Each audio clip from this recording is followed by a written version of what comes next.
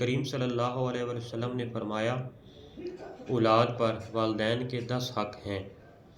کھانے کے وقت پر انہیں کھانا کھلایا جائے، یعنی کہ والدین جس وقت کھانے کا وقت ہو جائے تو والدین کو کہا جائے کہ آپ کھانا کھا لیں۔ ان کے لباس کا خیال رکھا جائے، انہیں کوئی ضرورت ہو تو وہ پوری کی جائے، انہیں وہ بلائیں تو فوراً ان کے پاس حاضر ہو، جو حکم دیں اسے پورا کرے بشرطے کہ اس میں اللہ تعالیٰ کی نافرمانی نہ ہوتی ہو۔ ان سے نرم لہجے میں بات کرے، ان کو ان کے نام لے کر مخاطب نہ کرے بلکہ ادب و احترام سے رشتہ کا لحاظ رکھے۔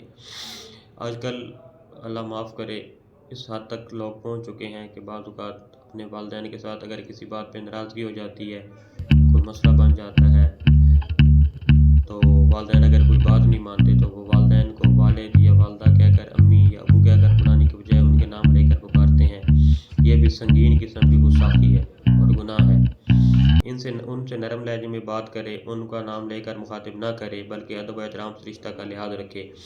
راستے میں ان سے آگے نہ چلے، گھر میں ان کے سامنے بے ادبی سے نہ پھرتا رہے، جو چیز اپنے واسطے پسند نہ ہو وہ انہیں نہ دے، ان کے لیے دعائے مغفرت کرتا رہے۔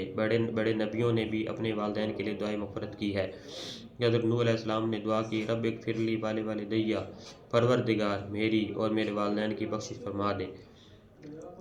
حضرت ابراہیم علیہ السلام نے یہ دعا کی، رب اغفر لی ولوالدی وللمؤمنین یوم یقوم الحساب، اے ہمارے پروردگار جس دن حساب لیا جائے قیامت کے دن میری، میرے والدین اور تمام مومنوں مسلمانوں کی بخشش فرما دے۔ اللہ تعالیٰ ان احکامات جو نبی صلی اللہ علیہ وسلم نے ہمیں دیے ہیں، جو حق انہوں نے بتائے ہیں، اللہ تعالیٰ ان پر عمل کرنے کی توفیق دے اور ہمیں اپنے والدین کے حق ادا کرنے کی توفیق دے۔ اللہ تعالیٰ میرے والد صاحب کی کامل مغفرت فرمائے۔ اللہم صلی علی محمد وعلی آل محمد کما صلیت علی ابراہیم وعلی آل ابراہیم انک حمید مجید۔ اللہم بارک علی محمد وعلی آل محمد کما بارکت علی ابراہیم وعلی آل ابراہیم انک حمید مجید۔